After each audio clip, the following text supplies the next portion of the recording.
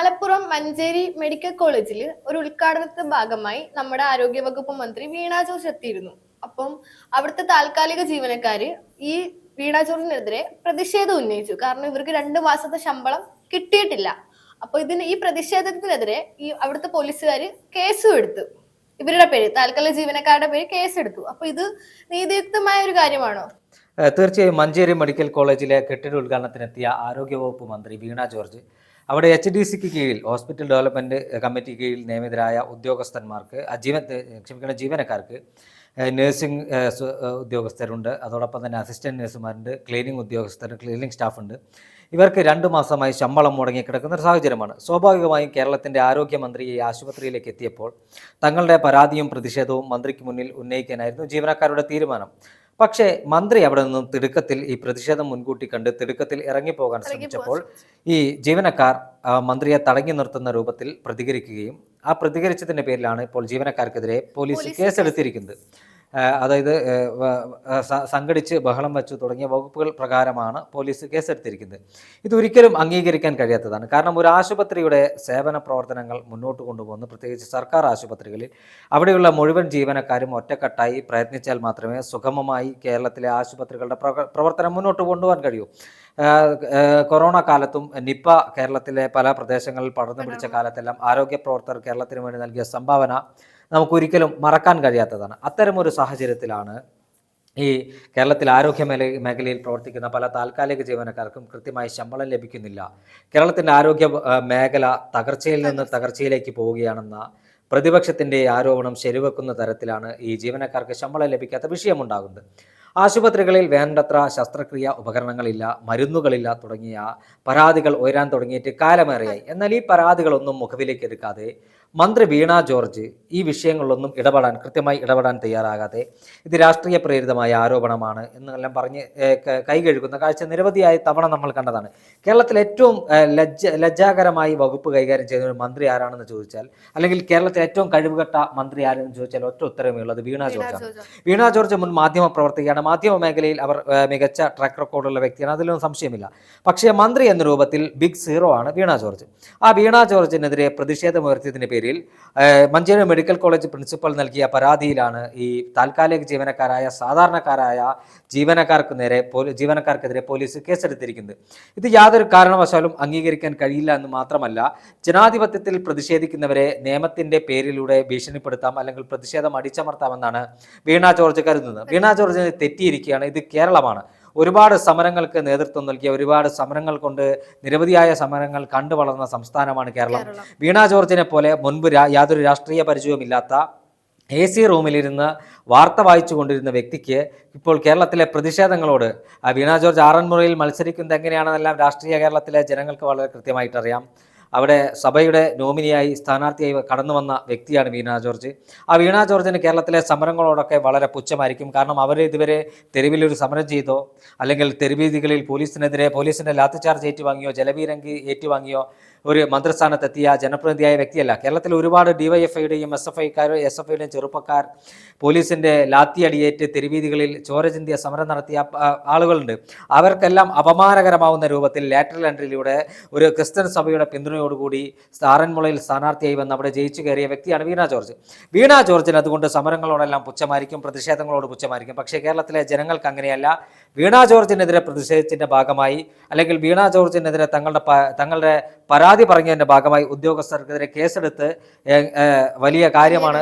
ഭരണത്തിൻ്റെ സ്വാധീനം ഉപയോഗിച്ച് കേസെടുപ്പിക്കാൻ കഴിയുന്ന വലിയ കാര്യമാണെന്ന് മന്ത്രി ധരിക്കുന്നുണ്ടെങ്കിൽ മന്ത്രിക്കെതിരെ അതിശക്തമായ പ്രതിഷേധം വരും ദിവസങ്ങളും ഉണ്ടാകും. യൂത്ത് കോൺഗ്രസും ഉൾപ്പെടെയുള്ള യുവജന സംഘടനകൾ മന്ത്രിക്കെതിരെ നിരന്തരമായി തെരുവുകളിൽ പ്രതിഷേധിക്കുന്ന സാഹചര്യമുണ്ട്. എന്തായാലും വീണ ജോർജിനെതിരെ പ്രതിഷേധത്തിൻ്റെ പേരിൽ ഈ താൽക്കാലിക ജീവനക്കാർക്കെതിരെ 2 മാസമായി അവർക്ക് ശമ്പളം ലഭിച്ചിട്ടില്ല.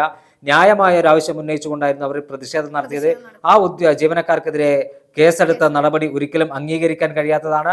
അത് പ്രതിഷേധാർഹമാണ്. അവർക്കെതിരെ, ഈ ജീവനക്കാർക്കെതിരെ കള്ളക്കേസെടുത്ത മന്ത്രിയുടെ നിർദ്ദേശപ്രകാരമായിരിക്കാം പ്രിൻസിപ്പൽ പരാതി നൽകിയതും കേസെടുക്കുകയും ചെയ്ത്.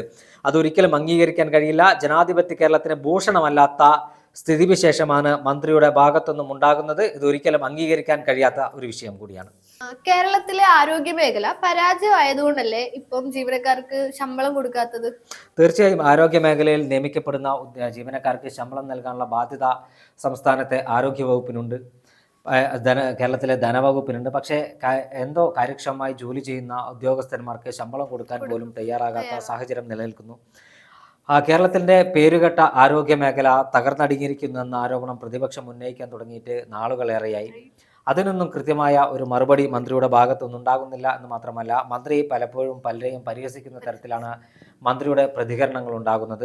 ആരോഗ്യ മേഖല പൂർണ്ണമായും അധപ്പതിച്ചിരിക്കുന്നു. ആശുപത്രികളിൽ ശസ്ത്രക്രിയാ ഉപകരണങ്ങളില്ല എന്ന് തുറന്നു പറയുന്നത് കേരളത്തിലെ ഒരു പ്രമുഖ ഡോക്ടറാണ്. ഇങ്ങനെ ഡോക്ടർമാർക്കടക്കം പ്രത്യക്ഷമായി വകുപ്പിനെതിരെ പരസ്യമായി തുറന്നു പറയേണ്ട സാഹചര്യത്തിലൂടെ ആരോഗ്യവകുപ്പ് കടന്നു പോവുകയാണ്.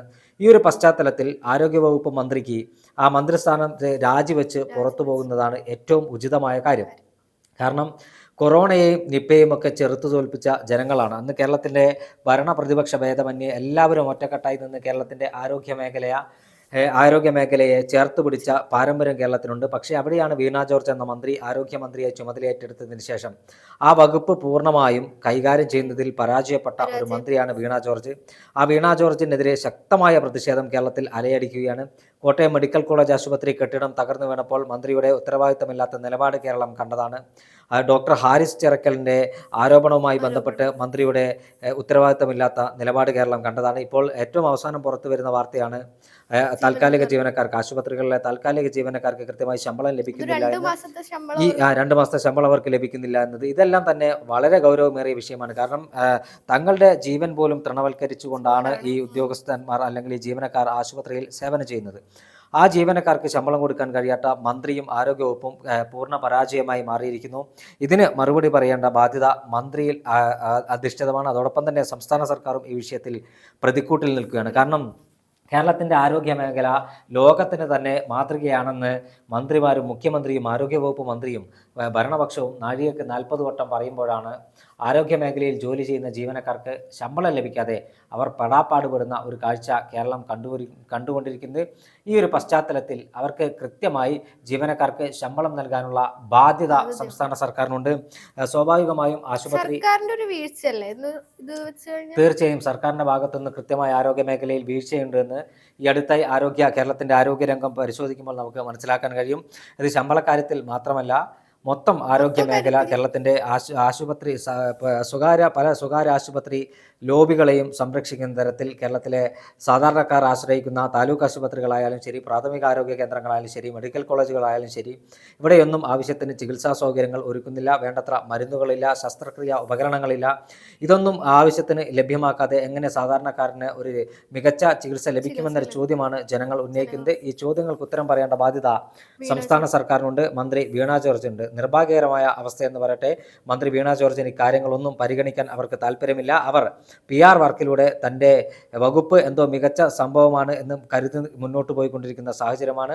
ഈ ഒരു പശ്ചാത്തലത്തിൽ മന്ത്രിക്കെതിരായ പ്രതിഷേധം വരും ദിവസങ്ങളിലും യുവജന സംഘടനകൾക്ക് കടുപ്പിക്കേണ്ടി വരും. മഞ്ചേരി മെഡിക്കൽ കോളേജിലെ ജീവനക്കാർക്കെതിരെ കേസെടുത്തതുമായി ബന്ധപ്പെട്ട് അവിടെ കോൺഗ്രസ് ഉൾപ്പെടെയുള്ള പ്രതിപക്ഷ രാഷ്ട്രീയ പാർട്ടികൾ വലിയ പ്രതിഷേധമുയർത്തുമെന്ന കാര്യത്തിൽ തർക്കമില്ല. കാരണം ഈ ജീവനക്കാർക്ക് നീതി വേണം. അവർ തങ്ങൾ ജോലി ചെയ്ത കൂലിയാണ് മന്ത്രിയോട് ചോദിച്ചത്. ഈ ജീവനക്കാരെ കേൾക്കാൻ പോലും മന്ത്രി തയ്യാറാകാത്ത ഒരു പശ്ചാത്തലത്തിലാണ് അവർക്ക് അവിടെ ബഹളം വെക്കേണ്ട സാഹചര്യത്തിലേക്ക് കാര്യങ്ങൾ എത്തിയത്. അവരുടെ ആവലാതികളും അവരുടെ പരാതികളും കേൾക്കാൻ മന്ത്രി തയ്യാറായിട്ടുണ്ടെങ്കിൽ അവിടെ അത്തരത്തിൽ ഒരു ബഹളം ഉണ്ടായില്ല. കേരളത്തിൽ ഉമ്മൻചാണ്ടി എന്ന് പറയുന്ന ഒരു മുഖ്യമന്ത്രി ഉണ്ടായിരുന്നു എന്ന് വീണ ജോർജ് ഓർക്കുന്നത് നല്ലതാണ്. കാരണം ഉമ്മൻചാണ്ടിയുടെ മുന്നിൽ ഏതൊരു കൊച്ചുകുട്ടിക്ക് പോലും തങ്ങളുടെ പരാതിയും പരിഭവങ്ങളുമായി എത്തിയെങ്കിൽ അവരുടെ പരാതി കേട്ട് അതിനൊരു പരിഹാരം കണ്ടെത്താൻ കഴിയുന്ന പരാതികൾക്കെല്ലാം നിമിഷ നേരം കൊണ്ട് പരിഹാരം കണ്ടെത്തിയ ഒരു മുഖ്യമന്ത്രി കേരളത്തിൽ ഉണ്ടായിരുന്നെന്ന് വീണ ജോർജ് ഓർക്കുന്നത് നല്ലതാണ്. അത്തരത്തിൽ ഒരുപാട് മിടുക്കരായ മന്ത്രിമാർ കൈകാര്യം ചെയ്ത വകുപ്പാണിപ്പോൾ മന്ത്രി വീണ ജോർജ് കൈകാര്യം ചെയ്യുന്നത്. ആ വകുപ്പിനെ അവർ പൂർണ്ണമായും നശിപ്പിക്കുന്ന തരത്തിലാണ്. പരാജയപ്പെട്ട ഒരു മന്ത്രി ആര് എന്ന് കേരളത്തിൽ ചോദിച്ചാൽ അതിലൊന്നാമത്തെ ഉത്തരമായി നമുക്ക് വീണ ജോർജിന്റെ പേര് പറയാൻ കഴിയും. അത്രത്തോളം കേരളത്തിന്റെ ആരോഗ്യ മേഖലയെ പടുകുഴിയിലേക്ക് തള്ളിയിട്ട മന്ത്രിയാണ് വീണ ജോർജ്. വീണ ജോർജിന്റെ നിരുത്തരപരമായ നിലപാടിന്റെ ഭാഗമായിട്ടാണ് ജീവനക്കാർക്ക് അടക്കം ഇപ്പോൾ പ്രതിഷേധിക്കേണ്ടി വരുന്നത്. ഒരു ഡോക്ടർക്ക്, കേരളത്തിലെ ഒരു പ്രമുഖ ഡോക്ടർക്ക്, ആരോഗ്യ മേഖലയ്ക്ക് വേണ്ടി തന്റെ ജീവിതം മാറ്റിവെച്ചൊരു ഡോക്ടർക്ക് വീണ ജോർജിനെതിരെ പ്രതിഷേധിക്കേണ്ട സാഹചര്യം കഴിഞ്ഞ ദിവസങ്ങളിൽ നാം കണ്ടതാണ്. ഈ ഒരു പശ്ചാത്തലത്തിൽ മന്ത്രി പരാജയപ്പെട്ട വകുപ്പ് ആയ ആരോഗ്യവകുപ്പ് മന്ത്രി ഇതിന്റെ ധാർമ്മികത ഉത്തരവാദിത്തം ഏറ്റെടുത്ത് എത്രയും വേഗം രാജിവെച്ച് പുറത്തുപോയാൽ അത് കേരളത്തിന്റെ അഭിമാനം ഉയർത്തിപ്പിടിക്കും, അല്ലെങ്കിൽ ഈ മന്ത്രിസഭയ്ക്ക് കൂടി അത് ഗുണകരമാണെന്ന് നമുക്ക് പറയാൻ സാധിക്കും.